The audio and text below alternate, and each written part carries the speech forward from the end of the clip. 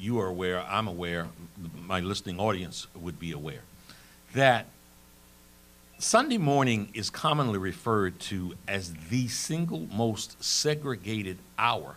From 9 to 10, 10 to 11 is the most segregated hour in America. Yes. I remember growing up in a Catholic church, and the symbol, the beautifully framed photograph of the Jesus that we knew was a very pale skin. He looked like a Swedish gentleman with long blonde hair.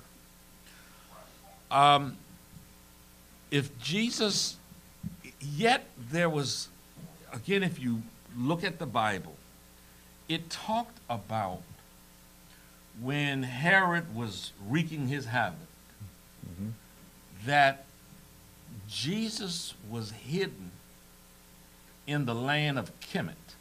And so somewhere at some point I looked up Kemet, land of Kemet, and it was the land of the black. That's what the word literally means. Kemet means the nation of the black people. And as somewhat of a logical person, I was like, well, if he was hidden there for some time, this blonde-haired, Swedish-looking, blue-eyed Jesus, why would you hide him in the land of Kemet? Right. So talk to us. You talked about 800 years before Abraham. Christianity has been practiced around the globe now for 2,013 years. There has been the comment that Christianity and the life of Jesus was the greatest story ever told. How do you respond? Well, I would say that you take that literally. It is the greatest story ever told. It ain't the truth, but it's a hell of a story. It is a hell of a story. As a minister friend of mine told me years ago, the Bible contains truth, but the Bible is not true. So you have to know how to read it. It is a story of metaphors. It is a story of profound wisdom. It's a story of biography of a people's struggle against oppression. But the Bible is a book that was compiled from many different books. For example, most people well, let me back up for a second. You mentioned Ben Carson. Ben Carson is a Seventh-day Adventist. My daughter went to the Seventh-day Adventist elementary school in Hyattsville. The G.E. Peters Seventh-day Adventist. G.E. Peters was one of the highest-ranking black Seventh-day Adventists in the nation. He was from the Caribbean.